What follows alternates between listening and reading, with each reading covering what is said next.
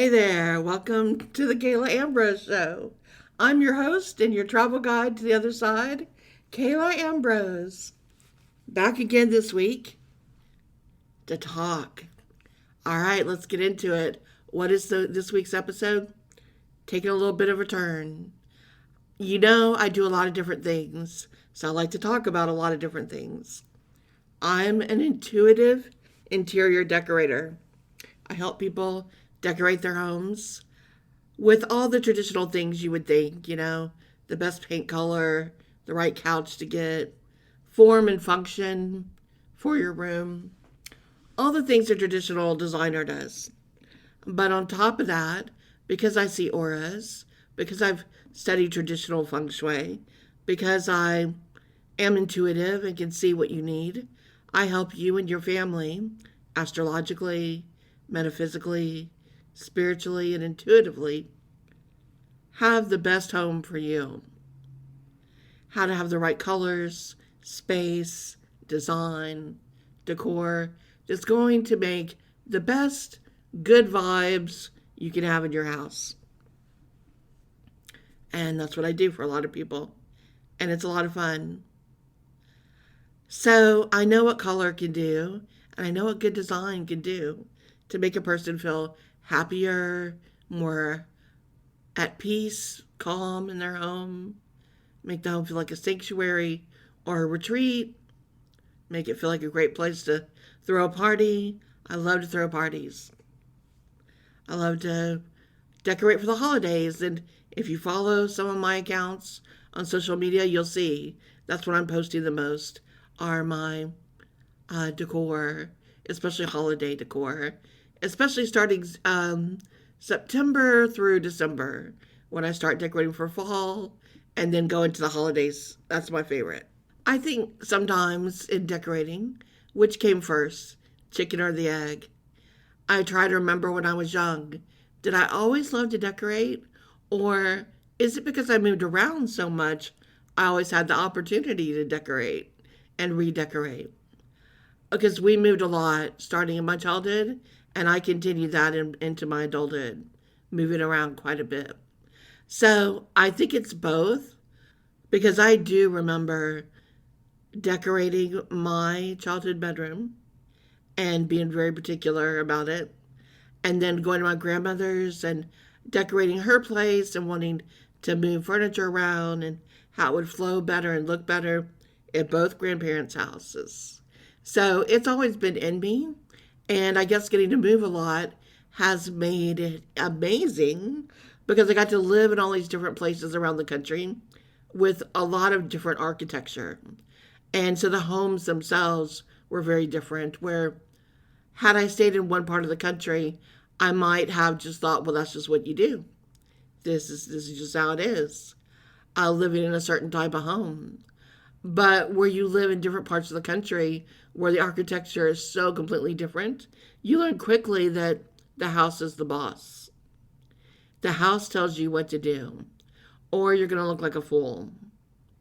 So, I'll give you an example. For those of you that are old enough to remember, I want to say this was in the 90s, if I remember correctly. But there was a trend for a while with decor called Southwestern. And everybody decorated Southwestern, which for some people they took literally putting cactus and stuff in their house. And it was a style of furniture that looked very Southwestern. The fabrics, the prints, the pillows, the cushions on your sofa. The furniture was made to look, if you could afford the nicer furniture, it had a lot of handles that looked like buckles and things like that from the Southwest. If not, then they were painted on there, painted to look old and weathered. It had that, old Southwestern Arizona, a little bit into New Mexico. And that was the style. And it was a big style for a while when themes used to be a big deal like that. Not so much that way anymore. What's funny about it, and I never did it. I never could do the Southwestern, but I knew a lot of people that did. And I couldn't do it because it looks funny when you're not living in that area of the world. You're not living in the desert. You're not living in the old Southwest, but you've got everything done in Southwestern. Your house doesn't match it. Nothing inside looks right, but there it is, all this Southwestern Adobe style decor and geometric rug, the whole thing, like it just rode in off the desert of Arizona. Except you're in a different part of the country that makes no sense. And that's when you fight the house, because the house and the culture and the community kind of need to set the tone for what your house is going to look like. For today's episode, we're going to talk about moving and packing and getting ready to go somewhere new, and what works and what isn't going to work in that new house of yours, which hopefully will save you some time and energy and money. One of the areas of the country I've lived in is North Carolina. And North Carolina is kind of a catch-all state for people that move there. You've got people moving from the Northeast that are looking to go to a more seasonal, four seasons climate. And North Carolina is about halfway down for them. And it doesn't feel as scary for some of them. Some people in the Northeast, it's too big of a move to go all the way down to the South. That feels like too big of a change. So they'll go down to North Carolina, which is kind of right there in the in-between, to get used to it. And some of them bounce back up to North Carolina. What is a bounce? Well, I'll tell you, in North Carolina, they call these people halfbacks. And that's because there are a lot of other people who will move from the Northeast and go all the way down south, usually to Florida. And that's too extreme for them. It's too extreme in the difference of weather, people, culture, how you live, what you do. And they can't really settle. So they move what's called halfway back up to North Carolina. If you look at a map between the upper Northeast and the deepest South, Florida, if you halfway in the middle there is North Carolina. And so they call those people halfbacks. And there's a lot of them. They go halfway back. And so these people find there's a little bit more of some weather that they understand. And the houses are built a little bit similar to what they understand as well. So it feels not quite as different and easier to ease into. Most homes built in North Carolina these days, though, are what we would call contemporary. They are made of wood, and a lot of them do have a traditional look about them, the traditional two-story that you see, more than architecture you'd see out west. Or down south, you won't find as many ranch houses, example, of North Carolina. Most of them are two stories. So that's something that people coming from the Northeast are comfortable with. But they don't understand that changing locations is a good opportunity to change decor. So, just like I talked about the Southwest here a minute ago, a lot of people in the Northeast love to collect colonial items. And they do their homes, and they live in old farmhouses or old homes where they can decorate their homes like it's still colonial America. It's still 1800s, and they've got these pieces that are always by the fireplace, always these old metal pieces that were used at the fireplace. They've got chairs that harken back to that time with the spindles open in the back. Usually there's pretty tall churning station there where it was used for milk and butter. There's sometimes the really tall milk jugs that were very tall that were used. There's some dried flower arrangements, some dried cattails. That type of look, if you're familiar with the colonial style. And so they will move that furniture down with them to Florida or North Carolina or other places they go this way. And it doesn't convey, it doesn't look right. Where parts of the Northeast have kept hold of that original 13 colonies look, the rest of the country has moved on from that. So it's not as interested. It doesn't look right. The houses aren't built to really be a showpiece to show it. So if that's your look coming from the Northeast, it's time to let that look go.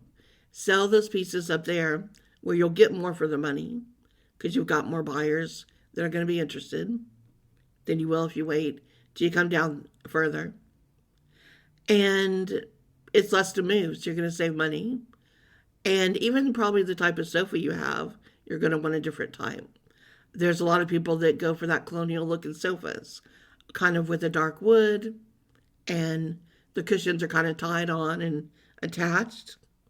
The table and chairs usually look that way, where there's the seat cushions that are tied on the back. Again, a very heavy colonial feel, which is not going to convey.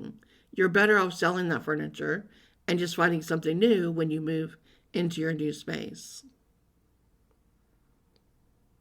The same goes if you're traveling from west to east. If you're in the old Southwest and you've been decorating like you live out in the desert, it's time to let that look go. Your Southwest look is not going to convey if you're moving to Florida or the Deep South or the Pacific Northwest or the Northeast or the Midwest or really most anywhere. It works down there in the Four Corners, and that's about it. Even if you go to California, maybe Southern California, you can make parts of it work, but Northern California won't work the same. And so it's getting to know if you're really attached to a style, that style may need to stay where it is. The interesting part is with a lot of clients I work with, they're not even aware they have a style. They're not even aware that it's a look that doesn't apply everywhere. They may have gotten hand-me-downs from their parents, or it's just what they assume people do. I've had some clients that are really attached to their china cabinets. And china cabinets, for the most part, have been out of style for quite a while. And at least that look, that traditional look in the dining room, that old style dark wood china cabinet and the china on display is an outdated look. The dining room is meant to be more interesting now, with consoles and sideboards that you serve from, with buffet lamps, with interesting pieces of art, and now coming back into play is a lot of wallpaper to get those images on the wall, see something really amazing there. There's a lot of hutches, buffets, sideboards where dishes are stored underneath, but displaying them on a glass area above is outdated. As well, with the younger generations, they're not really entertaining the same way anymore. And they're not looking to use all that wedding china. It's not even something that's on the registries as often as they used to be. So they're not looking to display formal china in the same way where that used to be such a exciting thing to have and to do. They like to use lots of different china and china for different themes and events and to mix and match. So as things change, so does the furniture, so does the look. Interesting though, you can take some of the more modern china cabinets and use them for displays, and it makes your dining room look more modern than ever before. Open displays now where they're hutches and consoles, but go up even higher with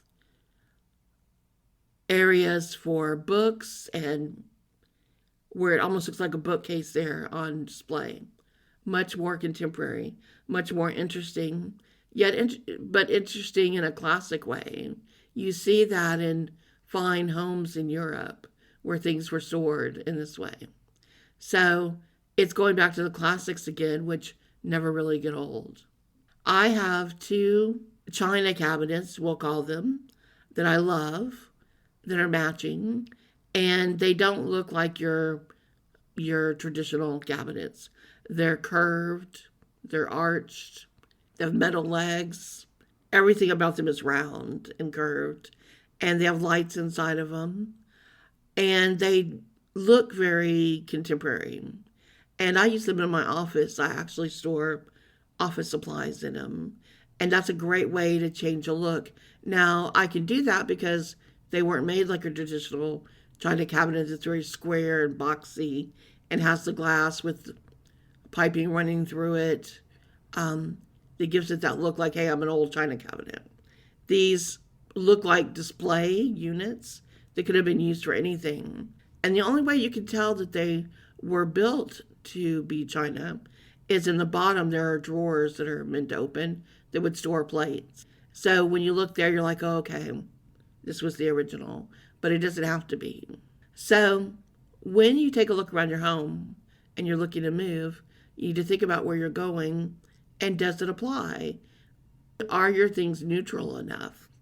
Now, with neutral, it's not just color, it's texture, it's weight, it's the significance in the piece. So, for example, if you're moving somewhere very bright and light, and you're moving somewhere on the coast, down south, is your very heavy, clunky furniture going to work in your condo that's full of light and has a view of the water, and yet your couch is a very dark and heavy sofa? Is that look really going to convey? Is the heavy dining table you have going to be the right look? Or is it time to lighten it up with something else? What type of chairs?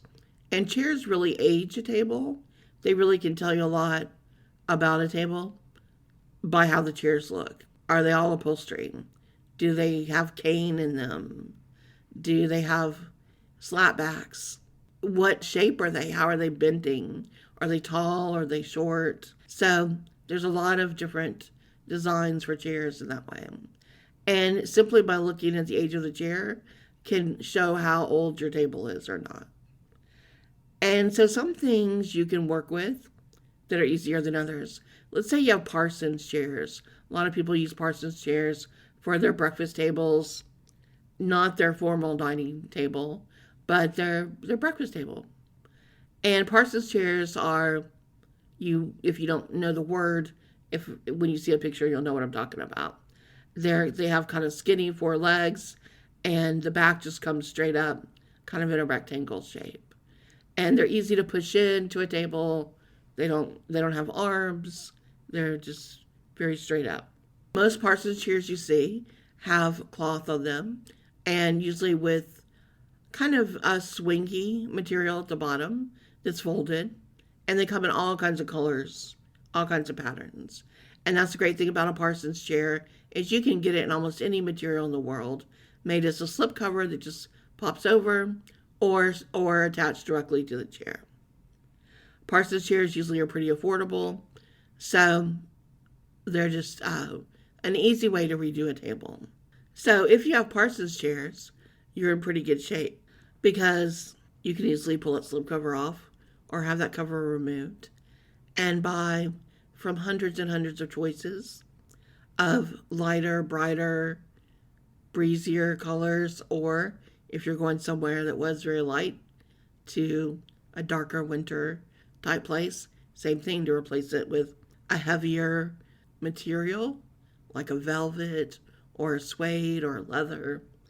Anything can be made to fit the Parsons chair, and so you can have hundreds of different looks according. So that's a really good chair to buy if you're going to be moving around a lot or if you like to redecorate a lot. It's really fun, especially if you buy the slipcovers. You can get a neutral that you keep, on the chair mostly year round, but so easy to buy. Red velvet slipcovers for Christmas if you want, or silver slipcovers for a New Year's Eve party. You could just go so many different directions with Parsons chairs. So they're a great one to do that with. Now, when you're moving, this is when you really have to take a look at everything you have and say, where am I going with this? How much am I really attached? And first, you decide how you're moving. Are you moving yourself or are you having movers? And if it's a long move, which I'm kind of more talking about here, I'm talking about moves out of state, moves to different parts of the country where you really need to decide if that furniture is even going to look good or match and work in a new place. And when you do that, you're going to find out moving's pretty expensive. And sometimes it doesn't pay to move that bed you've had that's 15 years old, or with the headboard that you never really liked. And there's so many opportunities now for shopping online that you may just feel it's time to get something new and that looks better once you're in your new place and you can really see it. So at that point, when you're moving far away, the more you get rid of, the more you let go of, the easier the move and the cheaper the move. So you start, of course, with your closets. And you really got to be, or you have to have a friend, or call someone like me to really help you do a purge. And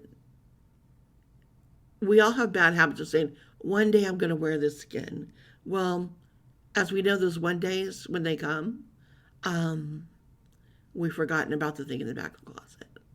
Or it's so out of style now we wouldn't wear it anyway. And so we end up holding to things that just make the closet more cluttered. If it doesn't fit, it needs to go. And if it's out of style right now, it needs to go. Even if you're like, well, it'll come back in style again. Even when styles come back around, if you've noticed, they don't come exactly the same. So it's going to be different anyway, even if you were to go pick it out right now. Lace blouses are in style right now. If I had saved the lace blouses I used to wear from the 80s, they don't look the same. It wouldn't look the same. So it's good to let it go. It's the same, of course, for everyone in your home, including children, and especially in the bathroom and in the linen closet. Let go of the towels. Bring what you really need. Ones that aren't in great condition, let them go. In every room, you start with the closets and then you work your way outward. You start with closets and then you go to cabinets and then to drawers. And you really want to make inventory of what's staying and what's moving. And how I like to do this is I set up a inventory area, as I call it,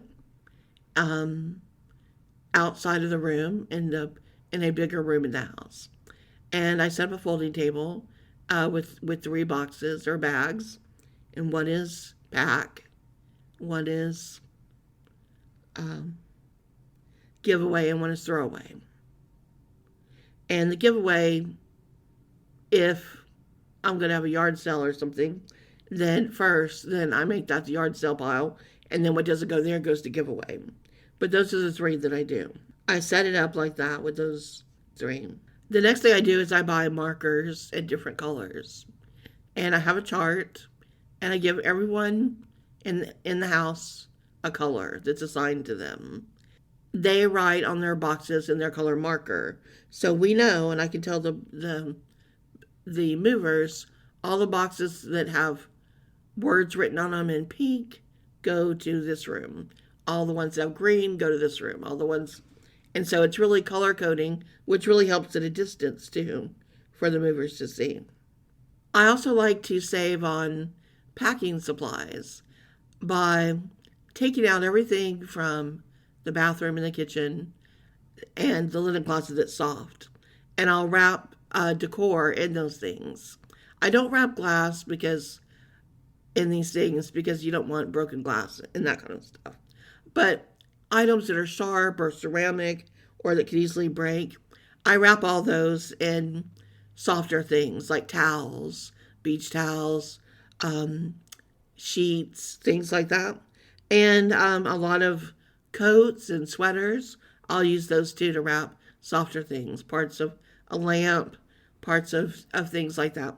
I just won't do glass because when glass breaks, you'll never get that out of a sweater or towel or whatever. It's just not worth it. So I save the real packing supplies that you get, the bubble wrap and those things, the packing paper.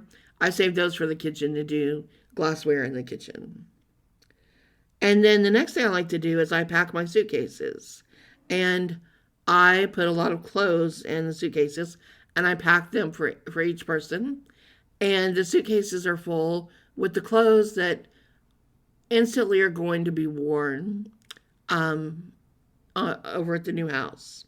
So I pack everything in the suitcases on hangers and as needed like that. And I pack them by outfits. And then I pack all of those that go so that immediately when you get to the new house, you can open the suitcase, there's the hangers, and you can pull out, and there's like 10 outfits to wear with everything, with shoes, with all accessorized, everything you need, top to bottom. Another tip I do is some things have to be taken apart. Some tables, some pieces of furniture and equipment have to be broken down a little bit for the move. Sometimes it's electronics with the cords, cables, and things for the TV. So I buy these really big Ziploc bags. They're huge. I don't have the exact size on me, but if I held the top of the bag up to my chin, the bottom of the bag would come to my hip area. They're that big. They can hold kids' toys. They can hold, like a football, a soccer ball, and a tennis racket inside. They're that big.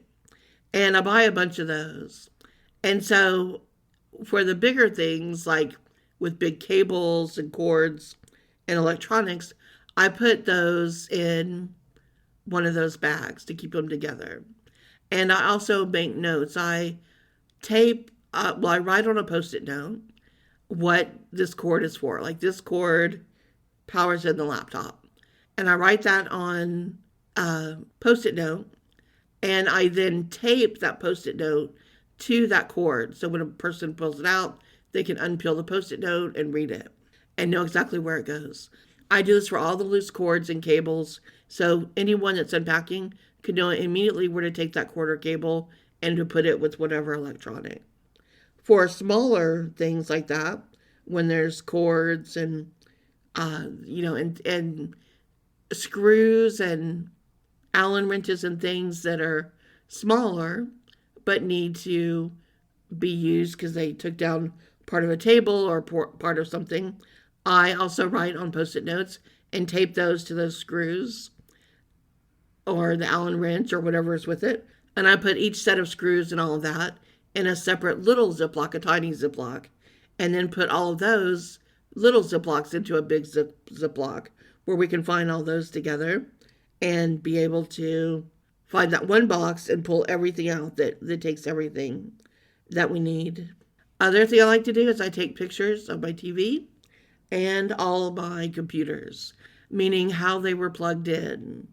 I never remember exactly where the router goes and how things were plugged in the back, but when I take pictures and I pull it up on my phone, I know exactly that the red cord went here, white cord went here, and I'm able to pack it back up. There's always ways to pack within pack within pack.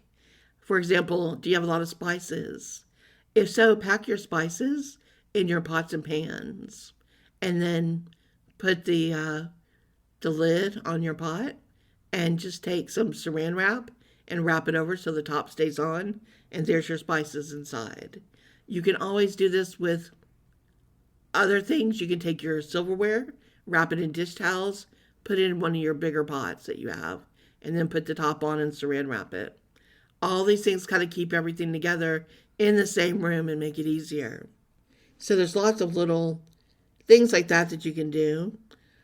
Some people just keep their forks and knives in the utensil tray and then saran wrap that whole thing. They put a paper towels or a dish towel over it and then saran wrap it and put it in the bottom of a box. So you pull it out, there's all your silverware ready to go. Another thing I like to do is to use plastic bins for everything that's wet. Any cleaning supplies, laundry detergent, things coming from the bathroom, shampoos, all of that. They always get put in plastic bins and kept away from other things because not everything's gentle during a move. Some things get hit pretty hard, and those things can crack and leak. And if they're in a box with something else, you're not going to find it in time. It's going to ruin things. So just keep all that together in plastic bins. So at least they're just leaking on each other that way and not getting into your other good stuff.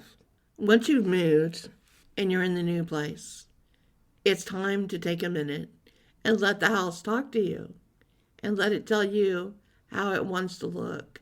Your best bet is to unpack quickly, but decorate slowly. That means unpack things that you need to have. Unpack your clothes, unpack your kitchen, unpack your bathrooms. Pull your things out that you need. Get your couch situated somewhere just so that you can sit. Get your beds put together. But don't rush out right away and buy new comforters and new curtains and all those things. You want to wait on the decor. So make your house workable but not decorated. Keep it lean and mean for the moment. And the reason is you really need to spend a week in your house before you decide to decorate. You need to understand how your house works, how it lives. And how do you know this? Well, over a week's time, you first see how lighting works. How much natural light is in your house? Which windows does it come through the best? How dark does it get at night? Which areas are the darkest? Which areas need better lighting? And which areas already come with good lighting in the ceilings? You need to understand this. How are the floors working? Which ones really need rugs and which don't? Which have too many patterns? And if you've bought the place, are you going to be doing any remodeling right away? If you're about to tear out a floor or paint or redo wallpaper or new lighting, you're going to want to think about all that before you go buy anything because it's going to change a lot when you do. The biggest mistake I see in decorating is people who think they can piecemeal it. And you can always tell someone who's piecemealing it because their house looks like it. What is piecemeal? Well, it's a person who doesn't have a lot of vision and they're kind of all over the place. And either they don't have the budget or they want what they want and they don't understand how that's going to end up looking. So when you piecemeal, you look at a room, and for easy numbers, let's just say it's going to be $10,000 to do that room, to really do it start to finish. Maybe there's new crown molding you want, new lighting, new flooring, furniture, the works. And so you know realistically that's what it's going to cost. But you want a lot of things for a lot of rooms. And so you piecemeal. You're like, well, I'll get the floors done for now in all the rooms. But then I really want curtains in this room. And I really want a sofa for that room. And I really want lamps over here. And so you keep going between 3 to 5 rooms. And you spend that $10,000, but you don't spend it in 1 or 2 rooms. You spend it all throughout the house. And so now you have to wait before you have more money that you could spend. And so the house is piecemeal. Like in one room, you can tell there's new curtains, but nothing else is new, and they don't really go together. In another room, there's a new rug on the floor, but it doesn't match anything else in there, and it doesn't really look right. Another room has new lamps, but they don't really work with the tables that are still there. And you don't want to get something that matches what you currently have because you're trying to go forward. So you keep getting new items, but nothing's really working or coming together because you're hopping back and forth between these rooms. I know it takes a lot of patience to do this, but if you really want a home to look like there's really been a lot of thought put into it, you're better to stick to one room and do it room by room as you can. And this is because if you put all the energy into one thing, it's no different than what experts tell you. Whether you're building a career, you're trying to become an expert at something, you want to be known for something, everyone will tell you, stick to one thing, do your best at it, and get known for that. And then you can go on to do other things. It's the same. So say you have a living room, a family room, and a dining room, and you want to make changes, but your budget won't allow you to do so much. You're better to pick one of those rooms and redo that room to the best of its ability. If it needs new floors, do so. If it needs painting, if it needs wallpapering, if it needs new shutters and blinds or curtains, if it needs popcorn scraped off the ceiling, if it needs new lighting above, all of that should be handled first. Then do you go to furniture and consider the furniture that's there and bring all that together. And then you go to accessories, your rugs, your pillows, your lamps, because you never just want to have lighting coming from the ceiling. You always want lighting coming from lamps too, and usually a couple of different heights of lamps. One like a floor lamp, some table lamps. You want lighting from a lot of different angles. This is what makes a room warm and inviting. And so when you're down to picking all your accessories, your pillows, your rugs, that's when you're really bringing in your color and your color scheme for how that room is going to look. And as you pull all that together and you've put everything together in that one room, that room, if done right, is going to look like a very well decorated, finished product. It's going to be a room when people walk in and they're like, oh, wow, this room is amazing. And they'll stand there and they'll look at it for a minute like, I love those chairs. Where did you get those chairs? And those chairs are like a signature piece in the room because they tie everything together in the room that you've done with color and shape and telling the story of the room, telling the story of the house, what this house is made to look like, what the feeling is about. And so one room well done tells everyone who enters, I know my house. I understand its story. I understand its background. And I understand who it is and who it wishes to be. And I'm explaining that story in this room. And so then, as other people look at the other rooms in your home, and they see some that aren't as put together, they understand what you're doing. They understand that you're going room by room and that focusing to get everything done to the best it can be before you take on the next project. And so it's really easy for them to see and to visualize that, oh, which room are you doing next? And when they say that, you know they've got it. You know they see your vision and what you're doing. And you can go on to tell them, like, my next project is, whether it's the kitchen, breakfast area, or the family room, the dining room, wherever you're going, and then you envision and you share for them what you're doing in there, and they can see it with you because they've clearly seen what you've been able to do because it wasn't piecemeal. When you have new chairs in one room, new drapes in another, better lamps in a third, it's piecemeal. And what that looks like is that you don't know what you're doing and you're just kind of higgly-piggly is the word I use for it, higgly-piggly. And you're higgly-piggly just bouncing around going, I like this, I like this, I like this. But none of it comes together and tells the story. And so that's why it's so important to be patient. And whichever room you're going to do, put all the time and energy and focus into that room. Now, with any rule, there's always exceptions to the rule. If you're downstairs and you're wanting to redo the floors, and you're like, well, I'm going to do hardwood flooring. Then take your money and do the hardwood flooring everywhere you want to do it at the same time. Or the tile you want to do, whatever flooring you want to do. That should all be done at the same time to look the best.